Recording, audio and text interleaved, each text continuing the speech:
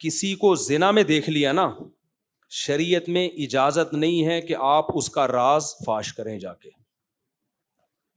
بہت سخت شرائط رکھی ہیں کہ 4 گواہوں 4 بندوں نے دیکھا ہو، پھر بھی اسلام میں لازم نہیں ہے کہ آپ گواہی دیں. ان 4 کو اس کی اجازت ہے کہ چھپا لیں. عبداللہ بن مسعود کی خدمت میں 4 آدمی آئے کہ ہم نے فلاں کو زنا کرتے ہوئے دیکھا ہے. اب پھر تو شریعت مجبور ہے کہ بھائی شریعت کا حکم ہے، یعنی مجبور ہے مفتی کہ بھائی وہ حد زنا جاری کرے. تو حضرت عبداللہ بن مسعود نے حکم دیا کوڑے لگانے کا، لیکن ان گواہوں کو اپریشیٹ نہیں کیا. فرمایا تم اگر دنیا میں اس کی عزت رکھ لیتے تو یہ زیادہ اچھا تھا، تم نے ایک مسلمان کو ذلیل کر دیا.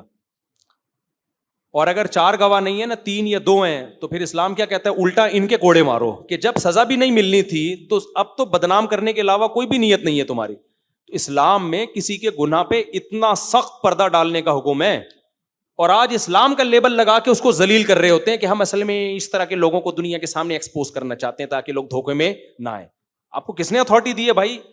ہاں، جو کھلے عام جرم کر رہا ہے نا، کھلے عام، وہ تو خود اپنے جرم کو نہیں چھپا رہا ہے، تو پھر اس کو خلاف بولو. آپ بند کمروں میں کون کیا کر رہا ہے، کس کا کس سے چکر چل رہا ہے، کس کی بیوی کیا کر رہی ہے، کس کا میاں کیا کر رہا ہے، یہ میرے اور آپ کا ہیڈک بولو نہیں ہے، یہ ہمارا ہیڈک نہیں ہے. بولو بھائی، میں تو ان عورتوں کو ڈانٹ دیتا ہوں جن کو میں جانتا ہوں، ان کے شوہروں کو جانتا ہوں. وہ بتا رہی ہوتی ہے میرا شوہر یہ کر رہا تھا، میں کہتا ہوں بھائی آپ کے شوہر کو میں جانتا ہوں، آپ اپنے شوہر کے راز میرے سامنے کیوں فاش کر رہی ہو کہ وہ یہ کرتا ہے؟ انون بن کے بھی تو پوچھا جا سکتا ہے نا کہ اگر کسی عورت کا شوہر فحش فلمیں دیکھتا ہے تو کیا حکم ہے. ایک عورت مجھے بتا رہی ہے اس کے شوہر کو جانتا ہوں، میرے میاں فحش فلمیں دیکھتے ہیں. ابے تمہارے میاں فحش فلمیں دیکھتے ہیں، اس نے بھی گند کیا، تم نے اس کو، میں اس کو جانتا بھی ہوں تمہارے میاں کو، میرے دل میں اب اس کی عزت رہے گی؟ میرے بیان میں آ کے بیٹھے گا، میں بولوں گا وہی ہے جس کی بیوی کہہ رہی تھی فلمیں دیکھتا ہے. میں بھی تو انسان ہوں نا، میرے دل میں بال آئے گا کہ نہیں آئے گا؟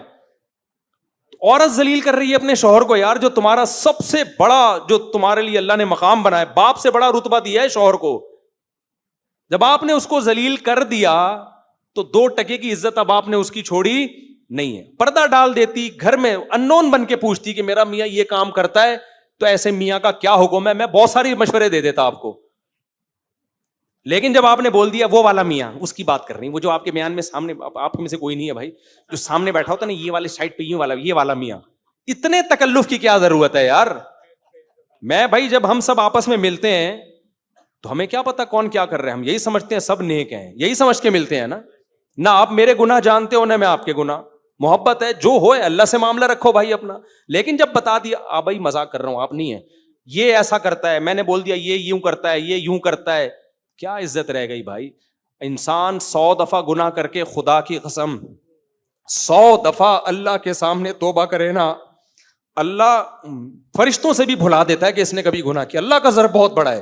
ایک دفعہ کسی عورت نے اپنے شوہر کے گناہ کو پبلک کے سامنے لے آئی نا، وہ 100 دفعہ بھی توبہ کر لے گا، اب اس کی عزت سوسائٹی میں بحال نہیں ہو سکتی.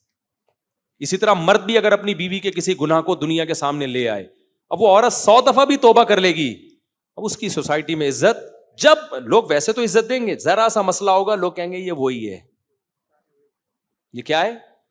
تو میاں بیوی تو ایک دوسرے کا لباس ہیں، ایک دوسرے کے رازوں پہ پردہ ڈالنے والے ہیں. جب آپ نے پردے ہی اٹھا دیے تو میاں بیوی کے جو رشتے کی بیس تھی وہ کیا ہو گئی بھائی؟ ختم.